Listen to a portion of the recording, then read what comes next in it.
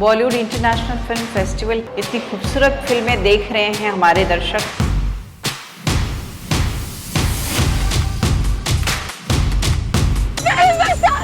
पढ़ाई लिखाई में भी करी पर छोड़नी पड़ी ना। हम आदमी है, कोनो भूत पिशाच नहीं।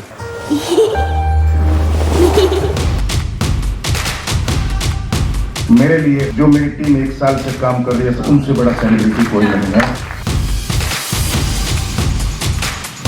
Thank you Bollywood International Film Festival. It's fabulous. मैं चाहता हूँ ये फेस्टिवल लगातार ऐसा ही चलता रहे। We want to encourage all filmmakers to continue to follow your passion.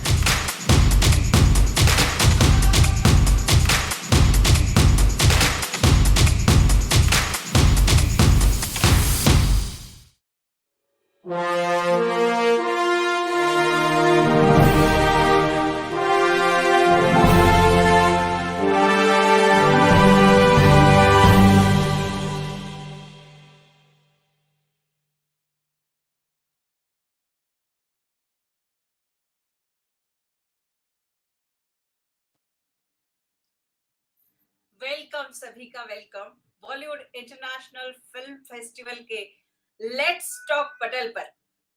Bollywood international film festival, हमारा ये फिल्म फेस्टिवल 2020 में हमने शुरू किया।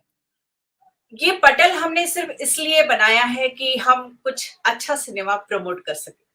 जी हाँ, अच्छा सिनेमा बहुत ग्रैंड लेवल पे, वर्ल्ड सिनेमा हमने इतने 2 सालों में देखा ही है कि हम कितना निरपेक्ष तरीके से उनका जजमेंट करते हैं और रिजल्ट अनाउंस करते हैं। हमने किसी इस चीज में हमारा फिल्म फेस्टिवल जाना माना है। बॉलीवुड इंटरनेशनल फिल्म फेस्टिवल के इस पटल पर, लेट्स टॉक पर बहुत सारी जानी मानी हस्तियां आई। आपने भी देखा और सराहा भी, उसके लिए बहुत बहुत शुक्रिया आप सभी का। सभी दर्शक लेट्स टॉक के इस पटल को बहुत बहुत प्यार देते हैं और ये जो आपका स्नेह है, इसी वजह से हमारे साथ बहुत सारे जानी मानी हस्तियां जुड़ती भी है। आज हमारे साथ बहुत स्पेशल कोई जुड़ रहा है जो मैं बताऊंगी आपको बिल्कुल इस थोड़ी देर के बाद। देखते हैं। खुशामदीद ख़वातीनो हज़रात, शाहजहानाबाद की इन तिलिस्मी गलियों में आप सभी मेहमान खुसूसी का आवारागर्द आकाश जैन जुनून की ओर से सलाम कबूल हो। सलाम सलाम।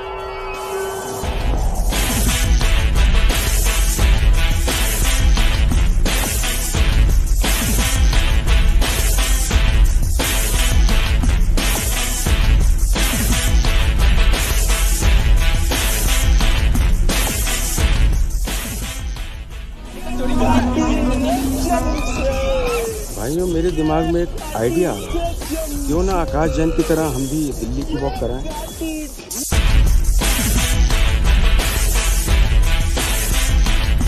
हमारा नाम रामनाथ मिस्त्री है, मैं कोशिश से मिस्त्री हूँ। मैंने जो पिक्चर देखी तो इस पिक्चर में ऐसा कोई पहलू नहीं है जो हमारे जीवन से जुड़ा है।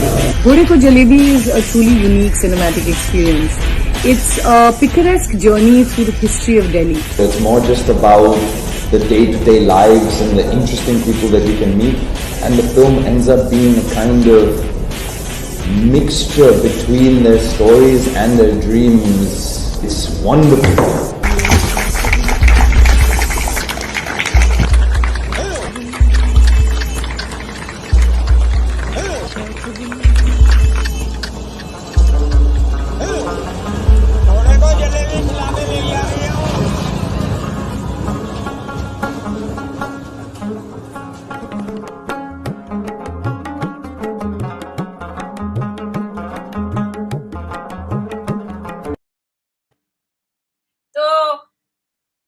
समझ गए होंगे आज कौन आने वाला है। बहुत ही स्पेशल मेहमान, हमारी टीचर जो रही है, मैं उनको एज ए डायरेक्टर जानती हूँ, थिएटर की डायरेक्टर वो हमारी रही है। उन्होंने हमारे साथ बहुत सुंदर प्ले किया था राज दर्पण। जी हाँ, एज एन एक्ट्रेस मैंने उसमें काम किया था। मेरे हस्बैंड जो है यशपाल शर्मा, उन्होंने भी उसमें काम किया था, तो वो हमारी टीचर भी रही है। अनामिका हक्सर ये नाम कोई परिचय देने के लिए नहीं है। अनामिका हक्सर ये अपने आप में एक परिचय है।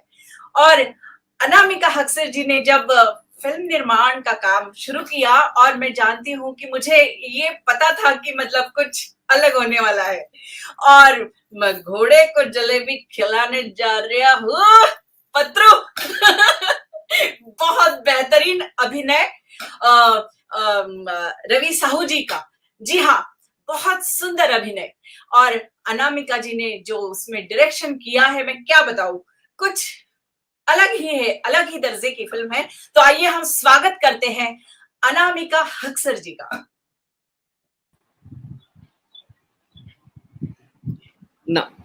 नमस्कार प्रतिभा और सबको, यशपाल को, आपकी पूरी टीम को। आज का दिन मेरे लिए बहुत खास दिन है, क्योंकि आप देखते हैं कि दो लोग जो नेशनल स्कूल ऑफ ड्रामा में जिन्होंने एंटर किया, जो स्टूडेंट्स थे, आज इतने अच्छे मुकाम पे खड़े हैं। दोनों बेहतरीन एक्टर्स हैं, दोनों डायरेक्टर्स भी हो चुके हैं और बहुत अच्छा काम कर रहे हैं इस समाज के लिए, फिल्मों के लिए और कला के लिए। तो मेरे लिए आज बहुत खास दिन है कि मैं इस मंच पे हूँ और आप लोगों के प्लेटफॉर्म पे हूँ। It's such a beautiful moment and it's such a happy moment and thank you for inviting me very much. Yes, I am also very very happy. आप देख पा रहे हो बिल्कुल बिल्कुल, मेरे लिए आज बहुत खुशी का दिन है सचमुच में। तो काइंड ऑफ फेस्टिवल मैं कब से सोच रही हूँ, पता है, ये तो मेरे लिए फेस्टिवल हो गया, ये तो मेरे लिए हो गया, सेलिब्रेशन है, सेलिब्रेशन है। हाँ, बहुत सुंदर मौका है मैम। और मैं आपको मतलब क्या तो मतलब रूबरू करवाऊं, आप खुद अपने आप को रूबरू करवा दीजिए दर्शकों से। और प्लीज अपने फिल्म के बारे में क्या मतलब आपका ये रहा, क्या सोच, क्या विजन, फिल्म को, उस फिल्म को, पर्टिकुलर फिल्म को बनाने के पीछे क्या विजन रहा आपका, क्योंकि ये एक अलग ही टेक्सचर की फिल्म है ना। तो ये कोई ऐसे मतलब हमेशा जो आती है फर्स्ट जो बोलते हैं बिगिनिंग, मिडिल एंड एंड, वैसा हमें नहीं दिखता। मतलब आपने पूरा जो फिल्म का जो भी ग्रामर है वो एक तरह से तोड़ ही दिया है सारा। तो मतलब तो ये क्या विजन रहा है आपका इस फिल्म को बनाने के पीछे? विजन ये था प्रतिभा कि मुझे ऐसा लग रहा है कि जो आम इंसान है, जो इतने डिग्निटी के साथ, इतनी ईमानदारी के साथ जिंदगी काट रहा है, जी रहा है, और हम वो ओझल सा होता जा रहा है। या अगर हम फिल्में बना रहे हैं तो उसको या तो हम बेचारगी से दिखाते हैं, या हम उसको दिखाते हैं कि वो ड्रग एडिक्ट है या सेक्स एडिक्ट है या बेमान है या कुछ गैंगस्टर है।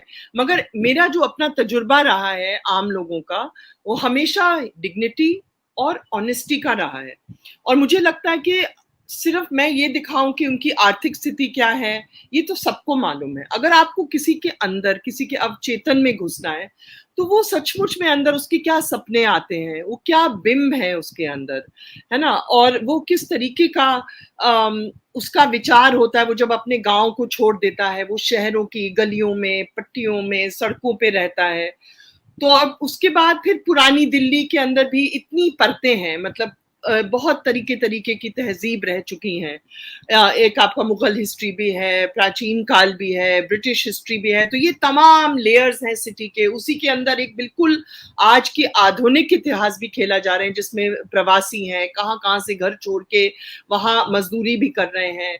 और फिर भी उसके अंदर भी एक तरीके की ह्यूमर भी है, पेन भी है, हर तरीके से जूझा जाए। तो मुझे लगा कि मैं इसके बारे में इसको सेलिब्रेट करें। हाँ, मुश्किलें हैं, फिर भी लोग ईमानदार हैं, फिर भी लोग किस तरीके से जूझ रहे हैं और कितनी डिग्निटी है हमारे लोगों में।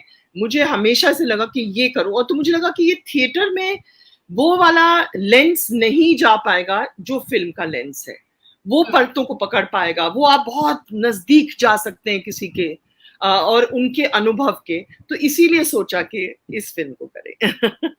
जी जी, और वो आपकी फिल्म में दिखता भी है कि मतलब वो जो कहीं किसी को मतलब जबरदस्ती करीब है तो उसका दुख दिखा रहे हैं, ऐसा नहीं लगता। नहीं चाहती थी, हाँ। कहीं पे भी नहीं लगता। मतलब ये बहुत बहुत ही प्लस पॉइंट है इस फिल्म का। तो मैम मैं ये बहुत मेरे को मतलब जब फिल्म देखना चाह रही थी, मैं कब से देखना चाह रही थी। एक तो बहुत दिनों से इस फिल्म की बहुत चर्चा थी। जब कोई अवार्ड मिलता था तो फिर चर्चा में आ जाती थी। मतलब सोशल मीडिया पे ये फिल्म छाई हुई थी बहुत सालों से। तो मैं उस मतलब वक्त से मैं उसको देखना चाह रही थी और अल्टीमेटली जब मैंने उसको देखा तो मुझे लगा कि मतलब एग्जैक्टली मैंने बहुत सोचा उसके बारे में कि क्या प्रोसेस रहा होगा फिल्म का, मतलब कैसे, क्या पहले स्क्रिप्ट बनी होगी या पहले फुटेज ले लिए होंगे या पता नहीं, मतलब क्या एग्जैक्टली क्या रहा, मतलब ग्रामर व्हाट वाज द हाँ, इसमें इसकी शुरुआत ऐसी हुई प्रतिभा कि मैंने एक फिक्शनल स्क्रिप्ट लिखी। मुझे खुद ही नहीं मालूम कि वो, ये भी नहीं था कि मैं कुछ कह रही थी कि मैं फिल्म बनाऊंगी। वो अपने आप ही, क्योंकि इतने सारे कैरेक्टर्स मैं जानती हूँ, उन लोगों से गुजर चुकी हूँ, क्योंकि पुरानी दिल्ली से भी पुराना वाकिफ है, मैंने काम भी वहां किया हुआ है।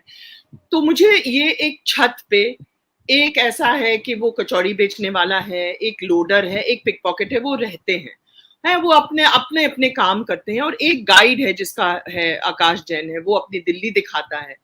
ये लोग जब छत पे रहते हैं तो इनके सपने टकराते हैं, क्योंकि ये तीनों बड़े अलग लोग हैं। लोडर है थोड़ा सा क्रांतिकारी तरह का है, छदम्मी एक भक्त है, उसको भगवान में यकीन है सबसे बेहतरीन तरीके से, कोई अंधविश्वास नहीं, कुछ नहीं, उसको यकीन है, वो अपनी देवियों में है, उनके सपने हैं। जो हमारे जो पत्रू हैं उनकी उस तरह की कोई आइडियोलॉजी नहीं, की इंसानियत है, उसी में उनको यकीन है। तो कैसे ही रहते हैं, मगर इनके अपनी थॉट्स और थिंग्स सब उलझ जाते हैं एक दूसरे के ड्रीम्स के अंदर। फिर ये होता है कि तो ये एक फिक्शनल स्क्रिप्ट, उसका एक खाका मैंने लिखा। उसके बाद मुझे लगा कि ये काफी नहीं है, क्योंकि अगर हम ड्रीम्स के बारे में बात करें तो हमें जानना पड़ेगा, हमें उतरना पड़ेगा सड़क पे, जानना पड़ेगा कि ये ड्रीम्स हैं क्या, है ना। सचमुच में जो रह रहा है सड़क पे, अगर लोडर है या पिक पॉकेट है। तो मैंने एक क्वेश्चनर बनाया, और उस क्वेश्चनर में सोशल क्वेश्चनर था, जैसे एक ड्रीम डायरी होती ना, कि भाई क्या सपने आते हैं। कभी जैसे तुम रुक जाते हो दिन में अपना लोडिंग करते हुए, तो कोई ऐसा बिंब आता है कि आपको बच्चों की याद आती है, कि अगर बच्चों की याद आती तो किस तरीके से आती है, जब आप छोड़ते हैं तो क्या चीज आपके लिए मेन है, इमोशन क्या है, पैसों के साथ क्या रिश्ता है। ऐसे करके 20-25 सवाल थे। वो सवाल मैंने फिर लोकेश जैन को और छवि जैन को, और मेरी एक और फ्रेंड है जो वजीरपुर में काम करती है, सरिता, जिनके साथ मैंने स्ट्रीट थिएटर किया हुआ था बहुत साल पहले 95 में। तो वहां हमने आर्थिक हालात पे काम किया था स्ट्रीट थिएटर में, मगर यहाँ हमारे एक था कि सामाजिक अंदरूनी एक डायरी। फिर लोकेश ने और इन लोगों ने डॉक्यूमेंटेशन किया जाके पिक पॉकेट से, जो सड़क पे जो अम्माएं रहती हैं, जो भिखारी हैं, औरतें जो कि किसी का रेप हुआ है क्या, तमाम इस तरीके के 70-80 लोगों का इन्होंने इंटरव्यू किया। वो पूरा डॉक्यूमेंटेशन वापस मुझे मिला। तो फिर फिक्शनल कैरेक्टर्स के मुंह में कई बार हमने डॉक्यूमेंट्री डायलॉग, जैसे मान लीजिए पत्रू है जो बोल रहे हैं, उसमें कई बार हमने रियल डायलॉग्स जो रियल पिक पॉकेट के डाले हैं। कुछ जगहों पे लोकेश ने फिक्शनल डायलॉग्स उन्होंने खुद ही लिखे हैं, जैसे आकाश जैन के डायलॉग्स हैं, छदम्मी के डायलॉग्स हैं, कुछ पत्रू के, कुछ उनके, वो फिक्शनल उन्होंने लिखे। तो ये एक तरीके का इनका स्लाइसिंग हुआ, डॉक्यूमेंट्री फिक्शनल, इस तरीके से कहाँ डॉक्यूमेंट्री है और कहाँ फिक्शनल है, इसका थोड़ा सा ब्लरिंग थोड़ी सी हुई। फिर उसके बाद जब सपने सबके आ गए हमारे पास 50-60 लोगों के, फिर सौम्यानंद शाही जो हमारे सिनेमेटोग्राफर हैं, सौमित्र रानडे, अर्चना शास्त्री जो कि कमाल की कलाकार हैं, उनके साथ हमने अंतर यात्रा में भी कोलैबोरेट किया। तो हमने सोचा कि इन सपनों को, क्योंकि वेरिड सपने हैं, किसी को बच्चे का है कि मैं जैसे कभी कभी बिल्कुल आराम करता हूँ तो मुझे ना खेत के आखिर में 2 बच्चे दिखाई देते हैं बिलखते हुए। कोई कह रहा है कि मैं ऊपर चढ़ रही हूँ, गंगा सूख गई है, वहां लोग मुझे गंदगी दिख रही है। तो वो क्या सपना, इसको कैसे करें, क्या रियलिस्टिकली करें, क्या पेंटिंग के करें, या इसको एनिमेट करें। तो ये तमाम हम लोगों का, स्पेशली मतलब सोमू और मेरा, फिर सोमू रानडे, मेरा और अर्चना का, हम चारों का एक्चुअल डिस्कशन हुआ कि इसको कैसे इसलिए तो हमने फिर जाके हमने कहा हम थिएटर वाले हैं, हमें शर्माना नहीं चाहिए कि हम थिएटर वाले हैं, क्योंकि पहले बहुत कतरा रहे थे, अरे बाबा थिएटर वाले हैं कैसे फिल्म करेंगे। फिर हमें लगा नहीं, हम अपने ही बैकग्राउंड को यूज करते हैं, उसकी ताकत को यूज करते हैं, और इन तमाम तरह की एलिमेंट्स को यूज करते हैं उस ड्रीम्स को एक्सप्रेस करने के लिए। तो वो हुआ, एंड देन ऑफ कोर्स फिर हम शूटिंग में गए और बाकी तो जैसे होता है एडिटिंग करें। रघु भाई का जो कैरेक्टर है या पत्रू का जो कैरेक्टर है जो रवि ने प्ले किया है, तो ये तो चलो मतलब ये तो अपने थिएटर के एक्टर्स है ना, और बहुत ट्रेन्ड एक्टर्स है, बहुत सालों से काम करते आ रहे हैं, और जो भी मतलब लोकेश जी है वो भी इवन, तो मैं कह रही हूँ कि मैम कैसा मतलब वो प्रोसेस कैसा रहा कि मतलब ये जो एक्टर्स नहीं है और ये जो एक्टर्स है उनके साथ आपने वर्कशॉप कंबाइन किया या व्हाट वाज द प्रोसेस? जी बहुत अच्छा सवाल है। ये था कि एक है कि रविंद्र साहू जो पत्रू खेल रहे हैं और लोकेश जैन जो आकाश जैन के लिए ये खुद पुरानी दिल्ली के हैं, तो इनके लिए ये कल्चर एकदम दूर का नहीं था कि जैसे कि हम बाहर की टीम आ रही है और अचानक गलियों में घुस गई। तो उस तरीके के लोग, उन तरीके के उनको रिस्पेक्ट कर पाना वो बहुत जरूरी था। और रविंद्र साहू ने तो बहुत ट्रेनिंग करी पिक पॉकेट्स के साथ बाकायदा, कि उनके साथ 2-2 महीने बात करके, उनसे टेक्निक सीख के, उनके साथ चल के, उनके साथ चाय पी के, तो वो ट्रेनिंग करी। और लोकेश जैन का जो कैरेक्टर आकाश जैन, बहुत सारा जब मैंने उसको कंसीव किया था तो बहुत सारी चीजें लोकेश जैन पे ही कंसीव थी, क्योंकि लोकेश जैन खुद बहुत पोएट्री के शौकीन हैं और बहुत पैशनेट हैं पुरानी दिल्ली के बारे में, तो बहुत सारी चीजें।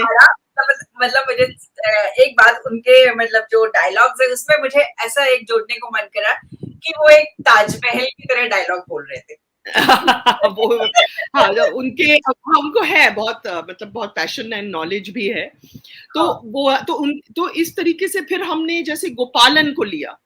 तो गोपालन तो भाई केरल के हैं, उनको हिंदी इंग्लिश बिल्कुल नहीं आती, मलयालम के अलावा कोई जबान नहीं आती, तो उनके साथ फिर बैठ के एक एक डायलॉग को ट्रांसलेट करना, कैसे वो समझे, उस ईथॉस को कैसे समझे। मगर वो of course again very wonderful actor हैं, तो उनको फिर जाके सड़कों पे घूमे, देखा, उन्होंने खुद भी बहुत स्ट्रगल किया, तो ये लोग बहुत सेंसिटिव हैं आई वुड से, और उन्होंने ऑब्जर्व किया वहां के लोगों को, उनकी सिंपैथी थी, तो इसलिए आपको ये नहीं लगता कि वो कहीं से स्टैंड आउट करते हैं। और फिर 350 जो आम लोग थे जगह जगह जाके, इंदू जी थे, उन्होंने हमें ये बताए थे कि आप नाइट शेल्टर्स में जाइए, इधर जाइए, तो मैं और लोकेश जाते थे, उनसे बात करते थे, उनको ही डॉक्यूमेंट्री टेक्स्ट देते थे, तो वो कहते थे ये तो हमारी जिंदगी का है, हमारे लिए कोई मुश्किल नहीं है ना। तो उनको लगता था कि हाँ ये तो क्या टेक्स्ट है, ये कोई फिल्म का टेक्स्ट नहीं, तो मेरी जिंदगी है कि पुलिस आती है, कोई पानी डालता है,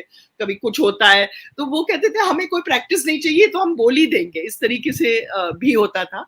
और कुछ लोगों को थोड़ी सी वर्कशॉप तो ऐसे नहीं कर पाए, मगर छोटा सा कि लाइन रिहर्सल और किस तरीके से करना है, हल्की सी बात हुई। मेजर वर्कशॉप्स उनके साथ नहीं हुई, एक्सेप्ट फॉर कुछ जादूगर की टीम थी, उनके साथ थोड़ी सी वर्कशॉप हुई। कुछ और जो एक्टर्स थे, जो थिएटर के थे, उनके साथ छोटी छोटी 1-1 दिन 2-2 दिन की वर्कशॉप्स हुई, इस तरीके से।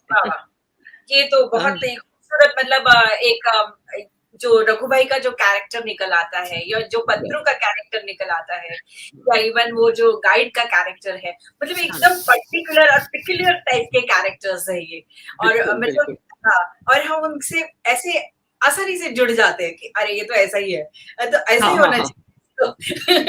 हाँ, रघु भाई तो कमाल, वो तो उनके बारे में क्या कहें, वो तो है ही मजे हुए हमारे senior national school of drama के एक्टर, उनको तो बहुत सालों से हम लोग देख ही रहे हैं एज जूनियर्स और बहुत ही रिस्पेक्ट करते हैं। तो हाँ, और उनके साथ भी फिर भी रघु भाई और गोपालन और रविंद्र साहू के साथ हमने 1 हफ्ते की वर्कशॉप की थी, क्योंकि ये रिश्ता क्या है, 3 लोग हैं, छत पे हैं, खाना खाते हैं साथ में, पूरे दिन मेहनत करते हैं, तो क्या रिश्ते हैं, क्या कॉन्फ्लिक्ट्स होते होंगे। तो हमने रोज 4-4 घंटे की हमने एक रिश्ता को बनाने की एक वर्कशॉप जरूर की थी उनके साथ, 1 हफ्ते बॉम्बे में हमने की। मतलब वो कैसे रिश्ता, मतलब कैसे जोड़ना है उनका, हाँ, कैसे रिश्ता जोड़ता, अगर छत पे हैं तो क्या कॉमनैलिटी है या क्या एक दूसरे के साथ कॉन्फ्लिक्ट है, क्योंकि अब गोपालन है, वो केरला से आया है, अब वो वहीं दिहाड़ी का काम करता है, छदम्मी जी हैं सीनियर है, वो वहीं रह रहे हैं, किस तरीके से वो जीते हैं, हो सकता है इनको क्या अड़चन होती है, और ये पिक पॉकेटिंग करता है, तो इन दोनों में भी आपसी में क्या कॉन्फ्लिक्ट है, किस तरीके का पैसा लाता है, क्या कुछ ईगो भी प्रॉब्लम्स होती होंगी, मतलब इस तरीके की तमाम हमने मतलब एक्सरसाइजेस करे समझने के लिए कि क्या मतलब उनकी परिस्थितियां हैं, क्या जेस्चर्स हैं, पोस्चर्स हैं, इस तरीके से हमने 1 हफ्ता एवरीडे 4 आवर्स काफी काम किया। उसमें बहुत सारी चीजें निकल के आई और सबको समझ में आने लगा कि क्या इक्वेशन है इनका। वो पर्टिकुलर ऐसे मैम मुझे कहीं कहीं नजर आया कि बॉडीज, अलग अलग तरह की बॉडीज आपने उनको बड़ा मतलब ध्यान से मतलब उनको पिक्चराइज किया है, बॉडीज को पर्टिकुलरली मसल्स, उनके काम करने वालों के मसल्स पूरे स्क्रीन पे ऐसे मसल्स दिख रहे हैं, मतलब it was so beautifully portrait, you know, so beautifully. तो मुझे ऐसा लगा कि मतलब क्या मतलब ये जो पसीना है या ये जो चीजें हैं इनकी मेहनत, वो सब उस पर्टिकुलर पिक्चर से आप दिखा पा रहे थे, मतलब दे रहा था, वो हमें कुछ दे रहा था।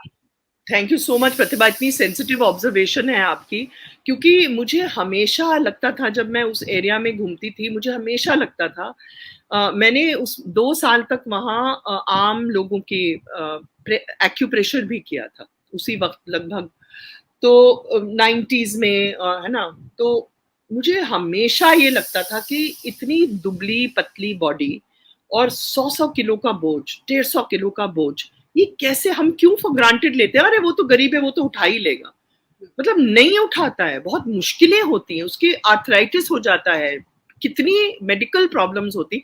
तो मुझे हमेशा से ये लगता था, तो जब मेरे दिमाग में था कि इस मसल के ऊपर क्या असर पड़ता है, जैसे हम लोग जब थिएटर में है ना, हम लोग कितना स्टडी करते हैं ट्रेडिशनल आर्ट्स में, कथकली में बाकायदा मसाज होती है एक्टर की, क्योंकि इसके कितने मस्कुलर यूज होते हैं, तो क्यों वो मजदूर जिस तरीके से वो काम कर रहा है उसका कहाँ पे वजन जा रहा है, उसका मेंटली उसके ऊपर क्या असर है। तो फिर सोमू के साथ हमने 3 दिन तक कुछ मजदूरों को लेके बस हम शूट करते गए, और उन्होंने बहुत मतलब हमें कोऑपरेट किया, हम पे यकीन किया, क्योंकि बार बार बोरी उठाना रखना, उनके पसीने हो जाना, उनको लोडिंग जब आप कर रहे हैं तो क्या होता है, बिल्कुल क्लोज अप हमने शॉट्स लिए कि तुम जब बोरी उठाते हो तो कौन सा मसल यूज होता है, जब तुम लोडिंग करते हो तो कौन सा मसल यूज होता है, तुम्हारे ऊपर क्या होता है, तुम्हारे ऊपर बीतता क्या है, वो एक था, और उसी से वो मसल का सीन बना। और फिर उसके ऊपर थोड़ा सा हमने ऑफ कोर्स थोड़ा सा VFX उसमें जोड़ा, जो कि चैटर्जी हैं, श्याम सुंदर चैटर्जी, उन्होंने उसको किया, IITB डेस्क के हैं, तो इस तरीके से हमने उसको कंसीव किया। और मैम मैं ये देख पा रही थी फिल्म में कि बहुत सारी इमेजेस, बहुत सारे सिंबल्स आपने यूज किए, तो मतलब लक्ष्मी देवी की भी तस्वीर एक बार आई और फूल गिरा के ऐसे कुछ गिरा के चली गई, you know, it was so beautifully shot, मतलब वो यूज किया आपने। और वो जो ये जो इमेजेस है या ये कैसे जक्सटापोज हुई उसमें, मतलब कैसे थॉट आया कि भाई ये ऐसे ही होना चाहिए, मतलब हमें तो जुड़ जाते हैं हम लोग तो एज एन ऑडियंस, तो उस सारी इमेजेस से आसानी से हम लोग जुड़ जाते हैं, लेकिन आपके दिमाग में ये कैसे आया कि कैसे इसको मैं मतलब फिल्म में। हाँ प्रतिभा, ये हम इसमें मैं क्रेडिट दूंगी जिनको हमने इंटरव्यू किया, जो इन्होंने लोकेश और छवि ने, उन्होंने खुद अपने, और ऑल्सो सरिता ने, क्योंकि सरिता बहुत सालों से पुरानी दिल्ली में नहीं मगर वजीरपुर में उसी लेबर का जो तबका है उसके साथ काम किया है। तो जो अब जैसे कोई कह रहा है कि मुझे ना, एक स्पेशली महिलाएं जो कह रही थी कि मुझे ऐसा लगता कि मेरे ना रास्ते बंद हो गए, मुझे जंगल है उसमें ना सब कुछ गिर रहा है, या मेरी बहुत सुंदर गैया है, बहुत हष्टपुष्ट है, मगर वो गैया जो है उसमें बहुत सुंदर, उसके साथ साथ मुझे बहुत अच्छे फल फूल दिख रहे हैं, मगर सांप आते हैं और वो रास्ते बंद कर देते हैं। अब ये बहुत आपको इंटरेस्टिंग लगेगा, क्योंकि हाल में हम धारवी के पास सायन मूवी मैक्स है ना, तो वहाँ धारवी के एकॉन फाउंडेशन के लोग हमारे साथ थे, तो हम लोग गए थे मिलने के लिए कि कैसा लगा आपको, रिलेट कर पाए। तो एक महिला थी, वो बस चुप थी, फिर बाद में उसने कहा मैडम मैं 2 बार देख चुकी हूँ फिल्म, और हाँ, और वो रैग पिकर थी, गार्बेज क्लीनर थी। उन्होंने कहा मैंने पूरी जिंदगी इस डर में बिताया है कि मेरी बेटी को कोई रेप ना कर दे, और मेरे लिए ये जो काऊ वाला जो सीक्वेंस है ये मेरी कहानी है एक्चुअली। तो उसको ये नहीं लगा कि अरे ये क्या पेंटिंग है, उसको लगा हाँ ये हम जीते हैं। कहते धारवी में यही हालत थी करीब 15 साल पहले। धारवी में जो रास्ते में आप इतना डरते थे कि आपको कौन कुछ कर दे, कोई छेड़ दे, कोई रेप कर दे, कोई असॉल्ट कर दे, उसके लिए ड्रीम्स कहते कि ये तो हमारी ड्रीम्स है ना।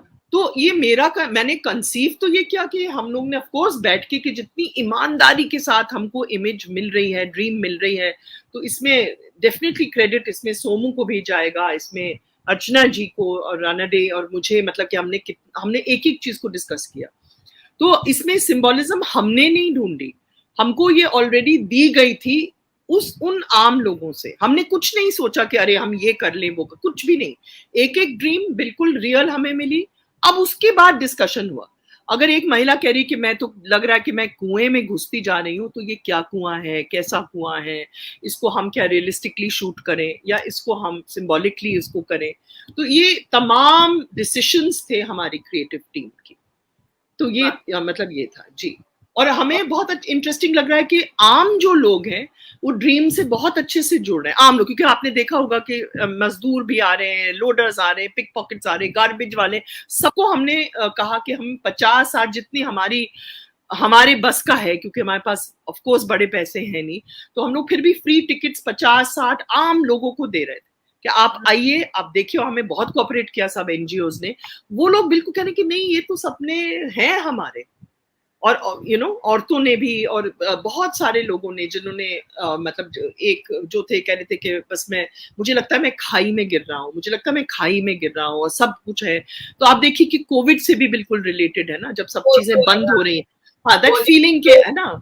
हाँ, दिखाई देते बीच में लाशें जो, हाँ वो भी है। नहीं, लाशें वाला तो एक उनका वेंडर का था जो कचौरी बेचते हैं।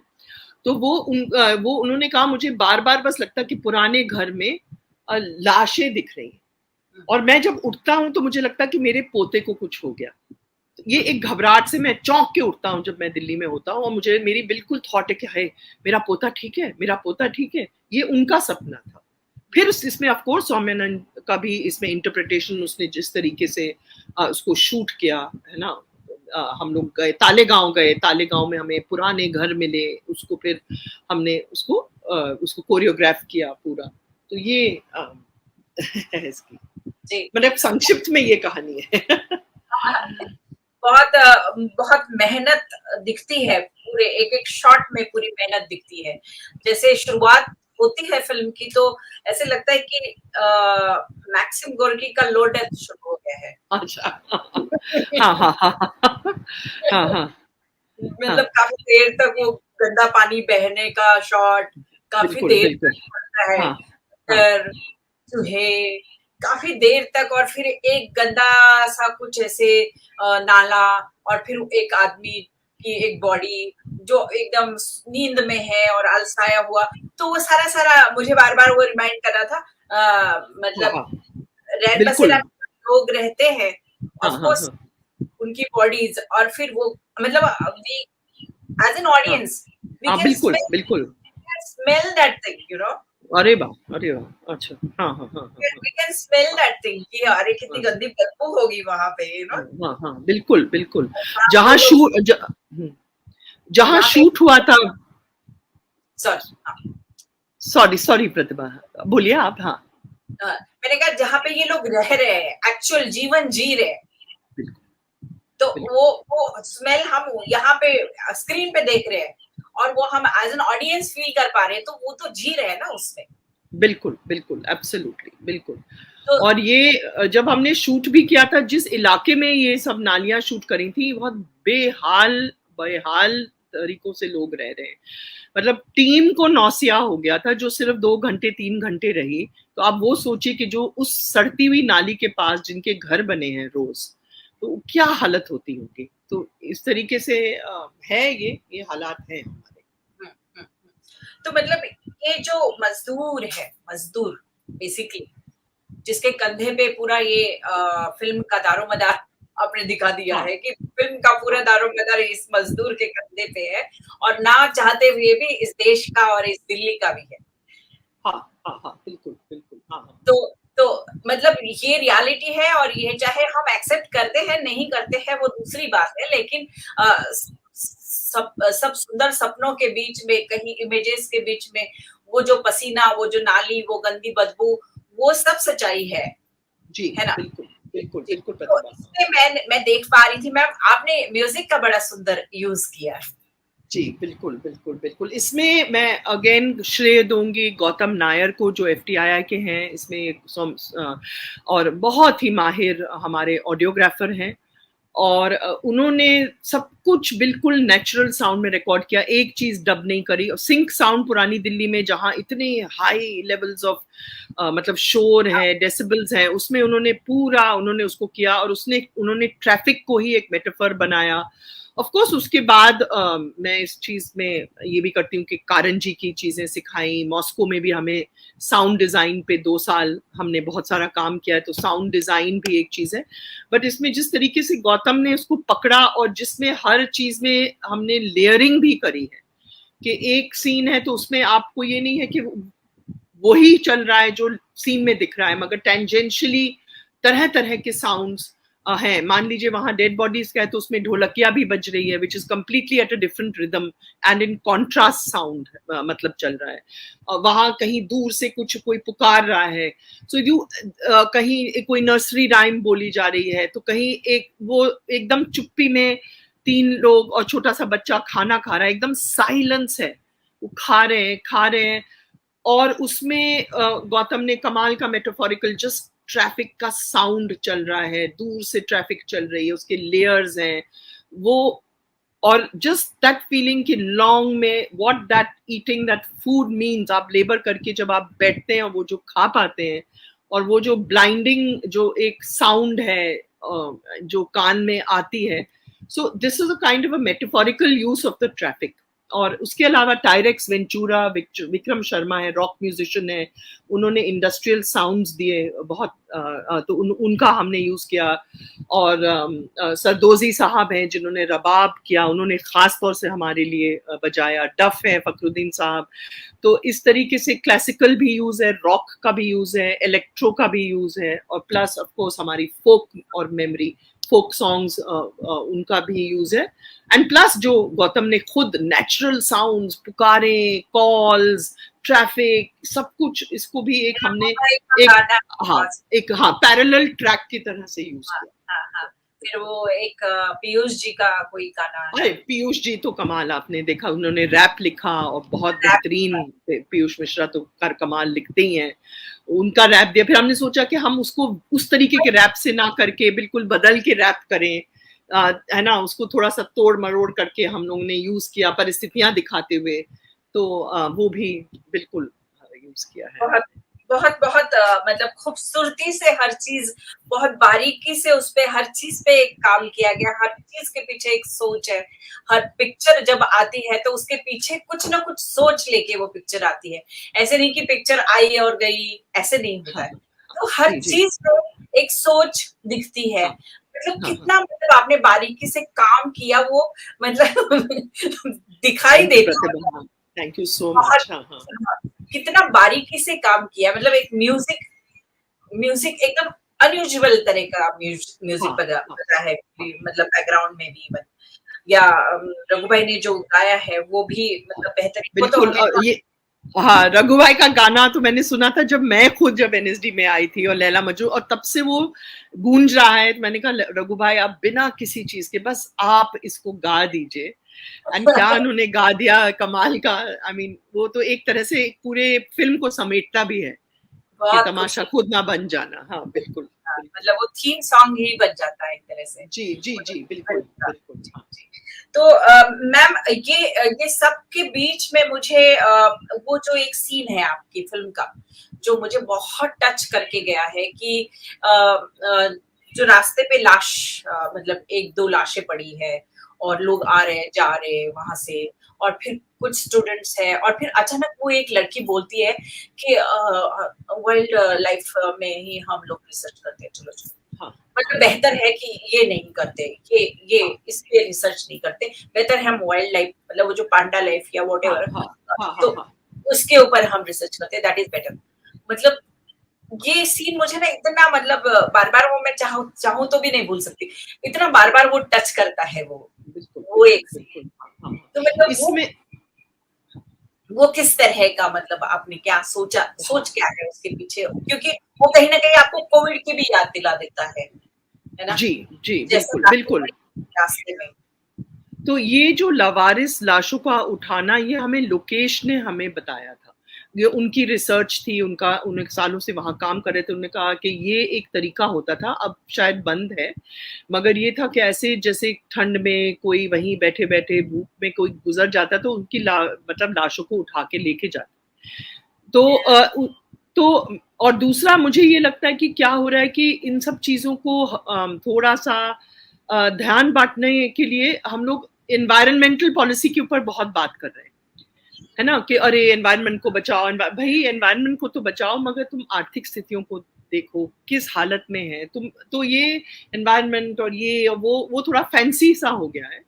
और उसमें जो तो मेन इश्यूज जो हैं कि जो आर्थिक इश्यूज हैं, पॉलिटिकल इश्यूज हैं, उनको हम लोग अवॉइड कर रहे हैं, तो इसलिए वो थोड़ा सा किया था।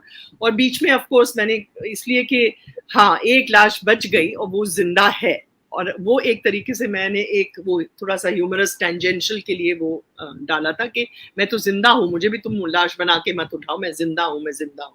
तो वो असर्शन था कि नहीं, हर बार आप नहीं कर सकते, हम लोग जिंदा रहेंगे आप जैसे भी करें, है ना। तो ये है।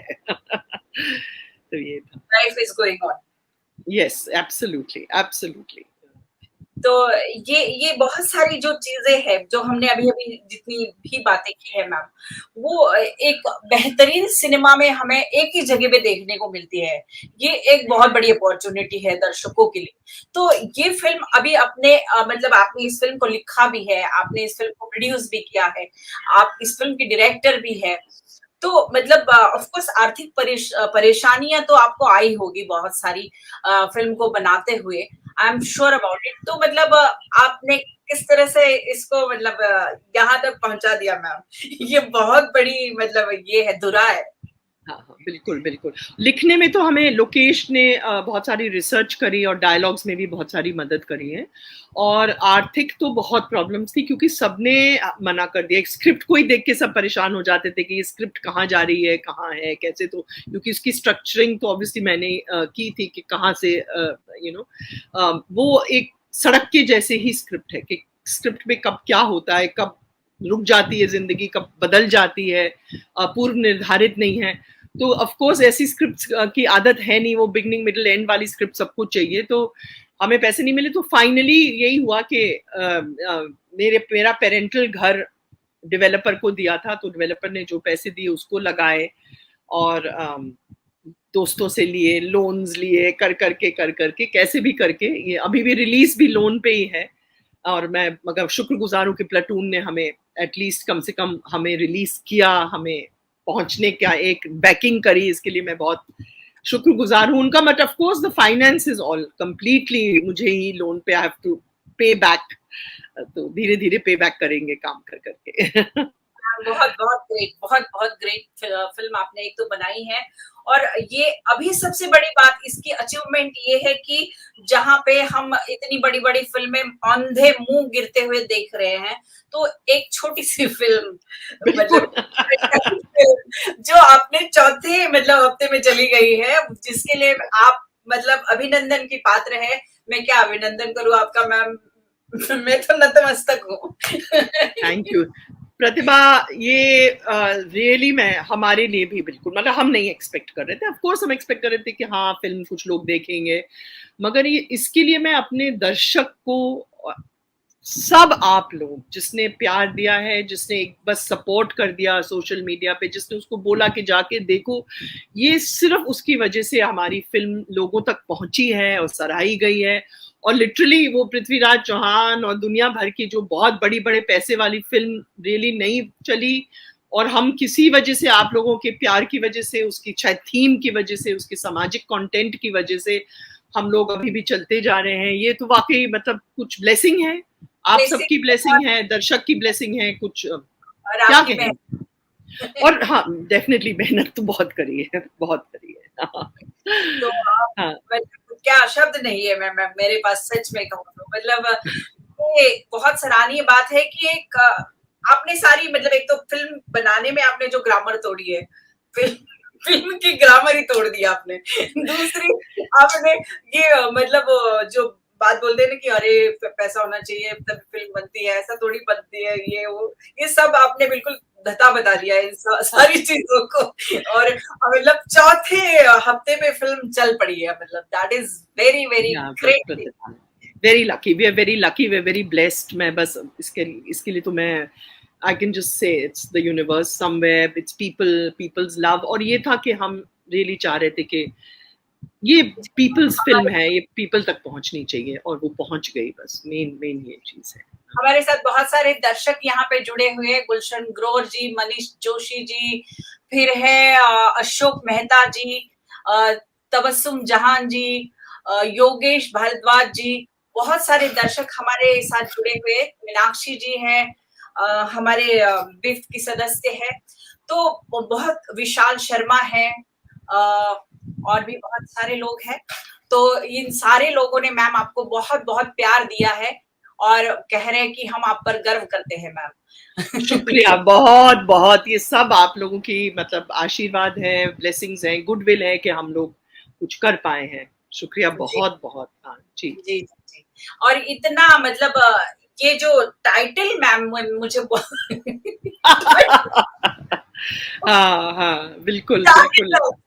मैं घोड़े को जलेबी खिलाने जा रहा हूँ, ले जा रहा हूँ। हाँ मुझे कहाँ से मतलब ये थोड़ा सा इसका बताइए ना। बहुत छोटी सी कहानी है। हम जब छोटे थे तो एक जगह जाते थे, वो भी सिविल लाइंस की तरफ कहीं रहती थी, तो वो म्यूजिक सीखने जाती थी पुरानी दिल्ली। आंटी थी हमारी, तो उन्होंने बस बताया था, अरे बेटे आज तो मैं गई, एक बार मैं गई थी उनसे मिलने के लिए, जब ऐसे ही 17-18 की थी। तो उन्होंने कहा कि मैं तो तांगा पकड़ रही थी, उस वक्त तांगे चलते थे पुरानी दिल्ली में, और हाँ गाड़ियां भी बहुत कम चलती थी, लगभग तांगे ही या रिक्शा चलती थी। तो उन्होंने तांगे वाले को पुकारा, तो उन्होंने कहा बीबी घोड़े को जलेबी खिलाने ले जा रही हूँ, वक्त नहीं है, ऐसा करके। तो मैं भी बहुत हंसी थी, मैंने कहा वाह कमाल का है ये, मतलब ये लतीफा ही कमाल का है, ये सेंटेंस कमाल का है। वो अटकारा फिर जब लिखना शुरू किया फिक्शनल उसका, मैंने कहा इसका नाम है घोड़े को जलेबी खिलाने ले जा रही हूँ, क्योंकि ये पुरानी दिल्ली है, ये लोक उक्ति है, ये आम लोगों से जुड़ी है, और ये एक ह्यूमर भी है एक तरीके का, जो कि शायद मतलब इसमें पुरानी दिल्ली भी, यूपी की तरफ भी और भोपाल की तरफ भी कई सारे कल्चर्स इसमें से जुड़े हुए। जी जी जी जी, वो तो दिखता है उसमें, कल्चर तो मतलब कूट कूट के दिखता है फिल्म में जी। तो उसमें कुछ तो राय नहीं है। ये जो आम आदमी है, आम से भी आम आदमी, और उसकी कहानी कहना अपने आप में बिना रोते हुए, वो एक बहुत बड़ा प्लस पॉइंट इस फिल्म का है। आई थिंक प्रतिभा तुम भी मानती हो, और मैंने तुमको बहुत क्लोजली देखा है कि हम लोगों को किसी को भी, हमें पिटी तो नहीं चाहिए, हम लोग विक्टिम नहीं बनना चाहते हैं। मुझे भी कई सारी चीजें हैं तकलीफ, तब भी हम लोग चाहते हैं कि हम लोग इसको ताकत से, डिग्निटी के साथ हम सहें। हम नहीं चाहते कि हमें हमारे ऊपर कोई भी बेचारगी की नजर से देखे।